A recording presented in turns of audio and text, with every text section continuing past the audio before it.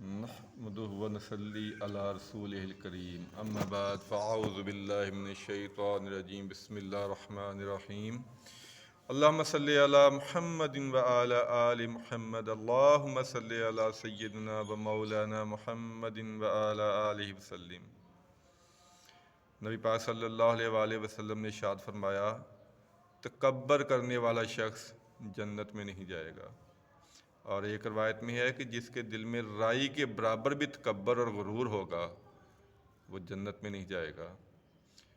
صحابہ کرام نے پوچھا، یا رسول اللہ صلی اللہ علیہ وسلم، کسی شخص کی یہ خواہش ہوتی ہے کہ اس کے کپڑے اچھے ہوں، اس کا جوتا اچھا ہو، وہ اچھا نظر آئے۔ آپ نے کہا یہ تو بڑی اچھی چیز ہے، اللہ تعالیٰ حسین ہے اور حسین کو، حسن کو اور اچھی چیزوں کو پسند کرتا ہے۔ تکبر یہ ہے کہ آپ اپنے آپ کو دوسروں سے بہتر سمجھیں۔ اگر ہم تھوڑی سی غور کریں تو دنیا جب قائم ہوئی ہے تو اس کا جو سب سے پہلا جرم اس کا ہوا تھا دنیا کا، وہ کیا تھا؟ وہ کیا تھا کہ شیطان نے کہا تھا کہ میں اس سے بہتر ہوں۔ تکبر کیا تھا اس نے، اور تکبر صرف اللہ کی چادر ہے، جو اس کو چھیننے کی کوشش کرے گا تو وہ برباد ہو جائے گا۔ ایک روایت یاد آ گئی ہے کہ ایک بادشاہ کہیں جا رہا تھا بڑے غرور اور تکبر کے ساتھ گھوڑے پہ سوار، تو رستہ، اس کے جو غلام تھے رستہ صاف کروا رہے تھے، پیچھے ہو جاؤ پیچھے ہو جاؤ۔ ایک درویش آ گیا رستے میں۔ اب اللہ والوں کی اپنی دنیا ہوتی ہے، تو وہ بادشاہ نے بڑے تکبر سے کہا، او تو جانتا نہیں میں کون ہوں؟ تو میرے رستے میں کھڑا ہوا ہے۔ تو وہ درویش نے مسکرا کے کہا، ہے بادشاہ، جتنا تجھے میں جانتا ہوں تو بھی نہیں جانتا۔ تو بادشاہ نے پوچھا، تو کیا جانتا ہے میرے بارے میں؟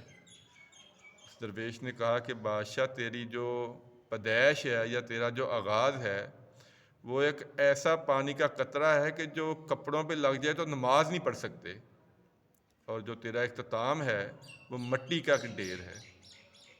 اگر ہم صرف اسی بات کو سمجھ لیں تو میرے خیال میں یہی کافی ہے۔ ہمارے پاس اگر اللہ تعالیٰ کوئی عہدہ دے دے، کوئی چار پیسے دے دے یا کوئی زمین دے دے تو ہم دوسروں کو حقیر سمجھنا شروع کر دیتے ہیں، دوسروں کی بے عزتی کرتے ہیں، دوسروں کو ذلت سے بلاتے ہیں، بلکہ بلانا بھی گوارا نہیں کرتے۔ نبی پاک صلی اللہ علیہ وآلہ وسلم نے جو اپنی آخری وصیت فرمائی تھی اس میں دو چیزیں آپ نے ارشاد فرمائی تھیں۔ پہلی تو یہ فرمائی تھی، الصلاۃ الصلاۃ الصلاۃ، اے میری امت نماز نہ چھوڑنا، نماز نہ چھوڑنا، نماز نہ چھوڑنا۔ اور دوسری نصیحت آپ نے یہ فرمائی تھی کہ اپنے غلاموں پر رحم کرنا، جو کچھ خود کھانا انہیں بھی کھلانا، ان کو اور ان کے بچوں کو کپڑے پہنانا۔ تو یہ جو تکبر ہے، یہ غرور ہے، یہ جہنم میں لے جانے والا عمل ہے۔ یہ انسان کو انسانیت سے گرا دیتا ہے۔ کسی کی مجبوری کا فائدہ اٹھانا، کسی کمزور کو تنگ کرنا، یا اپنے آپ کو دوسروں سے اعلیٰ سمجھنا۔ ایک بہت ہی کرٹیکل حدیث ہے، اللہ کرے ہم اس پہ عمل کر لیں، خاص طور پہ جو اللہ نے کسی کو عہدہ دیا ہے کوئی کسی بھی طرح کا۔ آپ صلی اللہ علیہ وسلم نے فرمایا، جو شخص یہ پسند کرتا ہے یا چاہتا ہے یا اس کی خواہش ہے کہ جب میں آؤں تو لوگ کھڑے ہوں میرے ادب میں، وہ جہنم کا مستحق ہے، وہ جہنم میں جائے گا۔ کہ جو انسان سمجھے کہ میرے آنے پہ لوگ کھڑے ہو جائیں، میری جو کچھ بھی آپ سمجھ سکتے ہیں، تو وہ جہنم کا مستحق ہے۔ یہاں تک ہے، یہ عورتیں، یہ چیزیں، یہ کچھ بھی نہیں ہے، یہ بس ایک کھیل اور تماشا ہے۔ تو اس کھیل اور تماشے کا جو انجام ہوگا وہ بہت بھیانک ہوگا۔ اللہ تعالیٰ نے فرمایا ہے، بلکہ حدیث ہے یہ، کہ تکبر اور غرور کرنے والے قیامت والے دن چیونٹیوں کی طرح ہوں گے، یعنی اتنے اللہ چار اور بے بس ہوں گے کہ دنیا میں جو اب بڑے اکڑ کے چلتے تھے زمین پہ، بڑے تکبر کے ساتھ، بڑے فرونیت کے ساتھ چلتے تھے، قیامت والے دن وہ چیونٹیوں کی مانند ہوں گے، یہ ان کا حشر ہوگا۔ تو تکبر اور غرور اور اپنے آپ کو اعلیٰ سمجھنا، یہی تو شیطان نے کہا تھا کہ میں اے اللہ انسانوں کو سجدہ نہیں کروں گا کیونکہ میں اس سے بہتر ہوں۔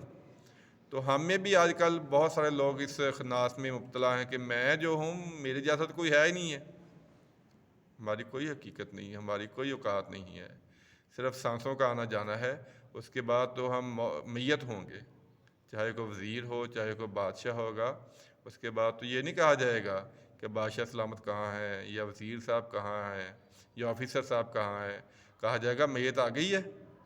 یہ حقیقت ہے ہماری، اس حقیقت کو ہمیں یاد رکھنا چاہیے کہ ہماری پیدائش کیا تھی، اور جو ہمارا اختتام ہے وہ صرف ایک مٹی کا ڈھیر ہے، وہ بھی اگر نصیب ہو جائے تو جو اس کے اندر کے معاملات ہیں انشاءاللہ موقع ملا تو بیان کریں گے، تو اس کی تیاری ہم نے خود کرنی ہے۔